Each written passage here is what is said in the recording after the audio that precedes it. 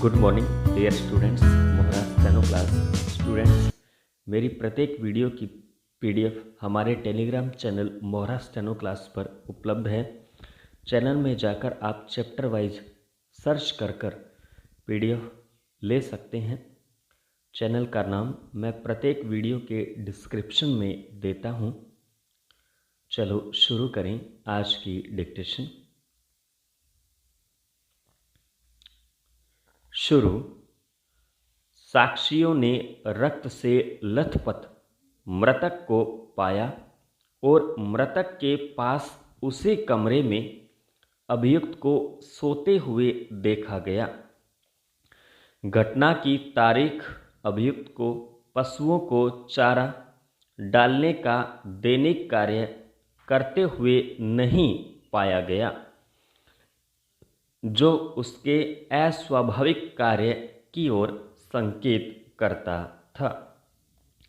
मानव रक्त के दाग अभियुक्त के कपड़े पर पाया गया, किंतु कोई भी प्रदर्शित नहीं कर रहा कि मृतक की शरीर पर कारित चोटें मृत्यु कारित करने के लिए प्रकृति के साधारण अनुक्रम में पर्याप्त थीं।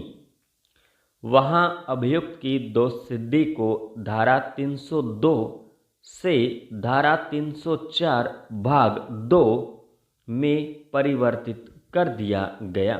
पैरा।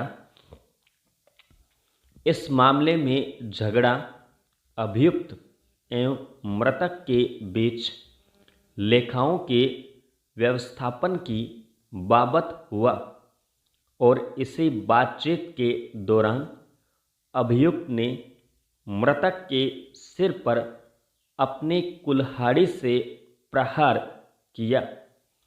यद्यपि उसका गंभीर चोटें कारित करने का आशय था, यह एकल प्रहार कारित करने का मामला था और जबकि चिकित्सीय साक्ष्य प्रदर्शित कर रहा था कि चोट प्रकृति के साधारण अनुक्रम में मृत्यु कारित करने के लिए पर्याप्त थी, अतएव अभियुक्त को धारा 300 के बजाय धारा 304 भाग 1 के अधीन दोषसिद्ध किए जाने योग्य माना।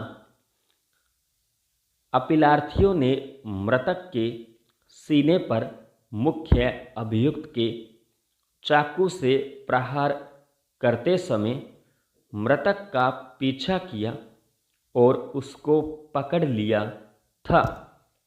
चूंकि मुख्य अभियुक्त चाकू लिए हुए था, इसलिए धारा 302 सपठित धारा 34 के अधीन दोषसिद्धि को धारा 304 भाग 1 सपठित धारा 34 में बदला गया।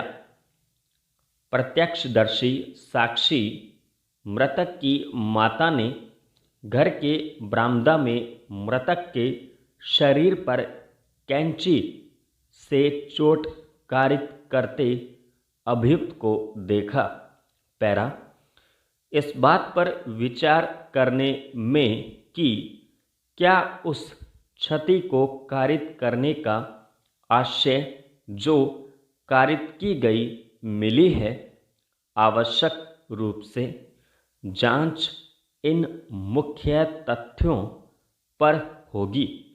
उदाहरण के लिए, क्या नाजुक या खतरनाक जगह पर मारने का आशय था और क्या उस प्रकार की मिली क्षति पर्याप्त बलपूर्वक पहुंचाई गई पाई गई। वस्तुतः प्रत्येक अंतिम विवरण की जांच करने की आवश्यकता है। उदाहरण के तौर पर, क्या अपराधी का आशय था कि अंतड़ियां बाहर आ जाएं, अथवा उसका आशय जिगर या गुर्दों या दिल को भेदने का था। अन्यथा कोई मनुष्य जिसे शरीर रचना विज्ञान का कोई ज्ञान न हो, उसे दोष सिद्धि नहीं किया जा सकता, क्योंकि यदि वह यह नहीं जानता कि दिल या गुर्दा अंतड़ियाँ कहाँ हैं, तो यह नहीं कहा जा सकता कि उसका आशय उन्हें क्षति पहुँचाने का रहा हो। वस्तुतः यह जांच इस प्रकार की नहीं है, यह अधिक विस्तृत और साधारण है और साधारण ज्ञान पर आधारित भी है। पैरा, पिता मृतक तथा अभियुक्त पुत्र के मध्य गर्मागर्मी हुई। गर्मी के परिणाम स्वरूप अभियुक्त अपने शयन कक्ष में प्रवेश करके एक छुरा ले आया और छुरा भोंक कर अपने पिता की हत्या कारित कर दी। उक्त दशा में कारित हत्या को अचानक प्रकोपन के अंतर्गत कारित की गई नहीं माना गया तथा अभियुक्त पुत्र को पिता की हत्या के भारतीय दंड संहिता की धारा 302 के अधीन दोषी ठहराया गया।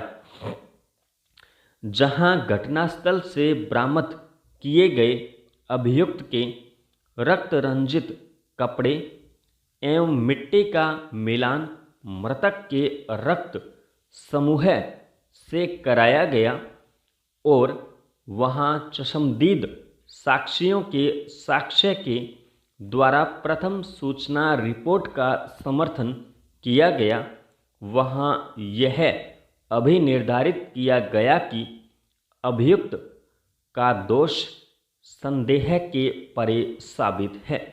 प्रस्तुत मामले में मृतक की मृत्यु बंदूक की गोली से आई हुई चोटों से हुई, जहां बंदूक से फायर किया था। संपूर्ण विराम। डियर स्टूडेंट्स, डिक्टेशन अच्छी लगी हो तो वीडियो को लाइक करें, शेयर करें तथा चैनल सब्सक्राइब करें।